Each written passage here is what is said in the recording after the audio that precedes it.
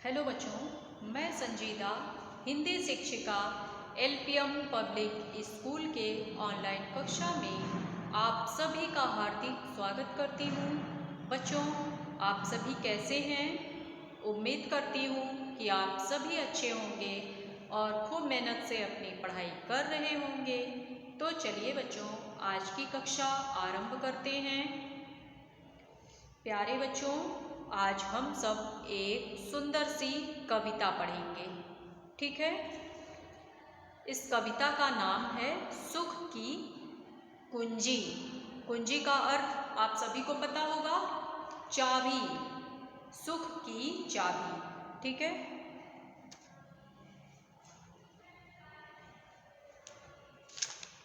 तो चलिए प्यारे बच्चों, प्रस्तुत पद्यांश हमारी पाठ्य पुस्तक परिवेश के पाठ 14 प्रकरण है सुख की कुंजी नामक कविता से लिया गया है।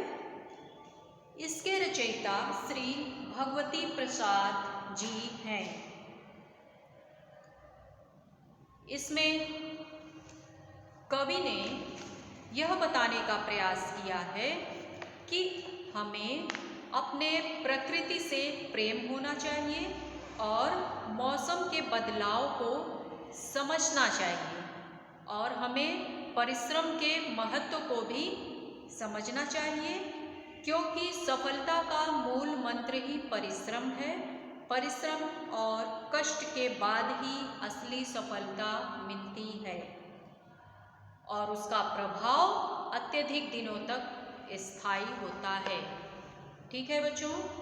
तो चलिए सबसे पहले हम लोग इस कविता को उचित आरोह अवरोह और लय के साथ सस्वर वाचन करते हुए रसास्वादन करेंगे। बात समझ में आ रही है बच्चों?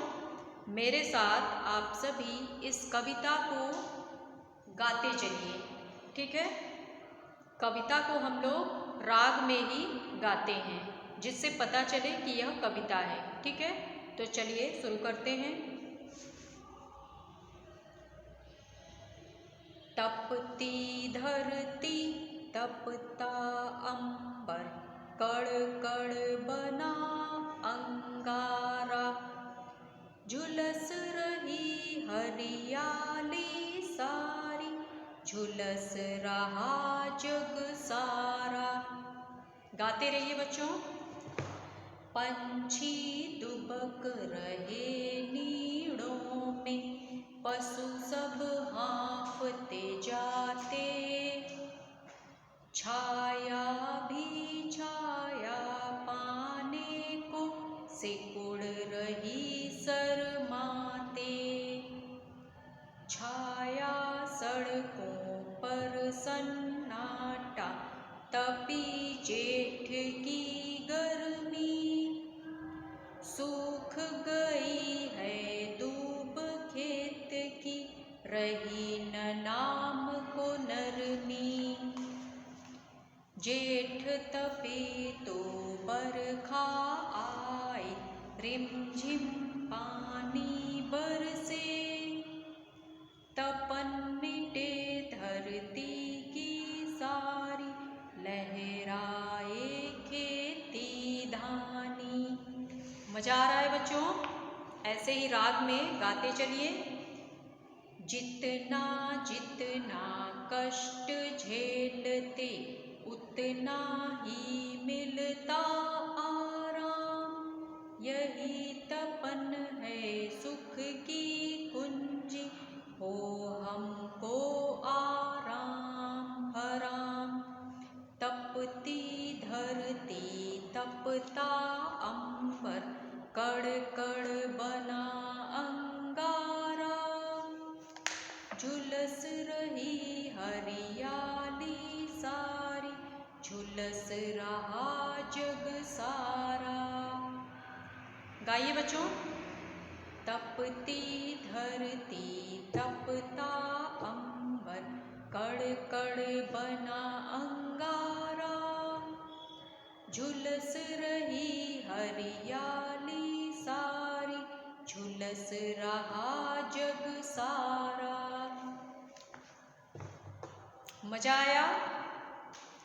तो आप सभी बच्चे इस कविता को अच्छे से गाकर याद कर लीजिएगा, ठीक है? चलिए अब इस कविता के अर्थ को हम लोग समझते हैं, ठीक है बच्चों?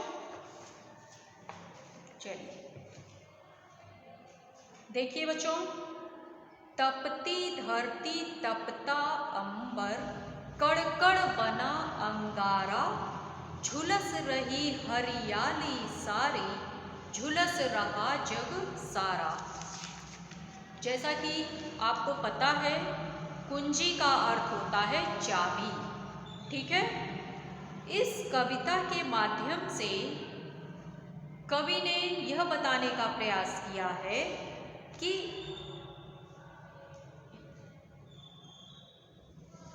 गर्मी के बारे में बताया है।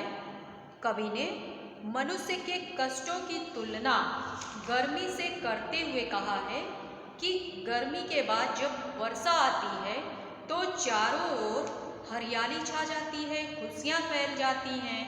उसी प्रकार मनुष्य कष्टों को पार करके जब आगे बढ़ता है तो उसे भी सुख की प्राप्ति होती है, ठीक है? इसलिए हमें कभी भी किसी भी परिस्थितियों से डरना नहीं चाहिए। हमें जो भी समस्या आती है उसका डटकर सामना करना चाहिए, और जब हम उसका सामना करेंगे तभी हम अपने लक्ष्य को प्राप्त कर पाएंगे, ठीक है बच्चों? तो देखिए, इन पंक्तियों में कवि ने बताया है तपती धरती कि गर्मी के कारण यह पूरी धरती तप गई है और आकाश भी तप गया है। ऐसा मालूम पड़ता है मानो इस धरती के पूरे कण कण एक अंगारे के समान बन गए हैं, और झुलस रही हरियाली सारी, और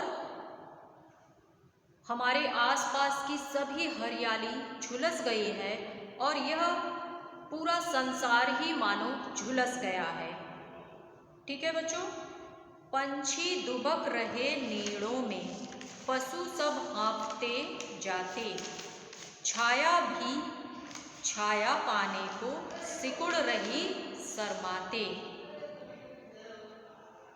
इसमें कवि ने बताया है कि जिस प्रकार गर्मी का प्रभाव धरती, आकाश और हरियाली पर पड़ा है, उसी प्रकार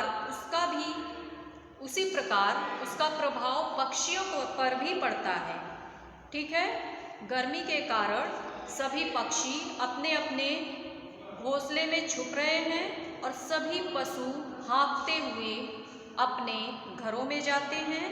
छाया भी छाया पाने को सिकुड़ रही शर्माते, और अपनी छाया को पाने के लिए सभी जो है एकदम सिकुड़ रहे हैं, शर्मा रहे हैं, ठीक है? अगली लाइन है, छाया सड़कों पर सन्नाटा, तपी जेठ की गर्मी, सूख गई है धूप खेत की, रही न नाम को नरमी। इसमें कवि ने बताया है कि गर्मी के कारण सड़कों पर सन्नाटा छाया हुआ है। तपी जेठ की गर्मी, जेठ का क्या मतलब है? जो मई जून की एकदम तपती हुई गर्मी होती है, उसमें सड़कों पर सन्नाटा छाया हुआ है। जो गर्मी है उसी के कारण सड़कों पर सन्नाटा छाया हुआ है। और दूब का अर्थ होता है घास। खेतों की जो घास है वह सूख गई है, उसमें नाम मात्र की भी नरमी नहीं बची है, ठीक है बच्चों? फिर अगली लाइनें हैं, जेठ तपे तो बरखा आए, रिमझिम बरसे पानी, तपन मिटे धरती की सारी, लहराए खेती धानी।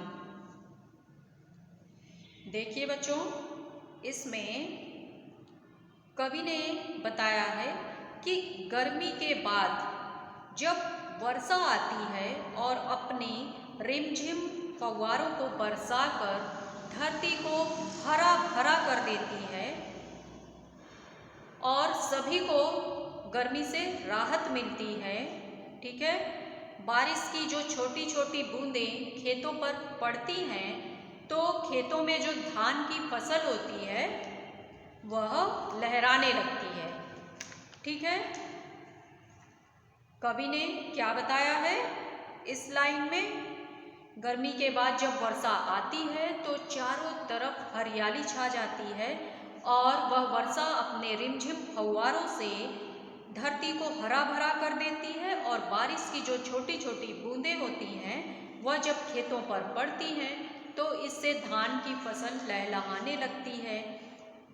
अगली पंक्तियां देखिए, जितना जितना कष्ट झेलते उतना ही मिलता आराम, यही तपन है सुख की कुंजी, वो हमको आराम हराम। इसमें कवि ने कहा है कि जो मनुष्य जितना अधिक कष्टों को झेलता है वो उतना ही अधिक सुखों को प्राप्त करता है।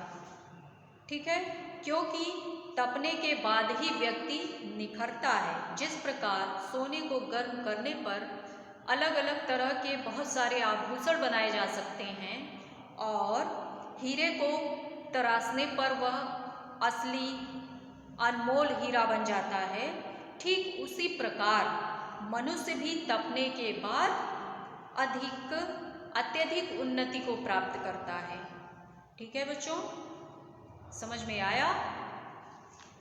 तो इस कविता का यही उद्देश्य है कि हमें अपने प्रकृति के प्रति प्रेम होना चाहिए और मौसम के बदलाव को समझना चाहिए और परिश्रम के महत्व को भी समझना चाहिए, क्योंकि सफलता का मूल मंत्र ही परिश्रम है और परिश्रम और कष्ट के बाद ही असली सफलता मिलती है।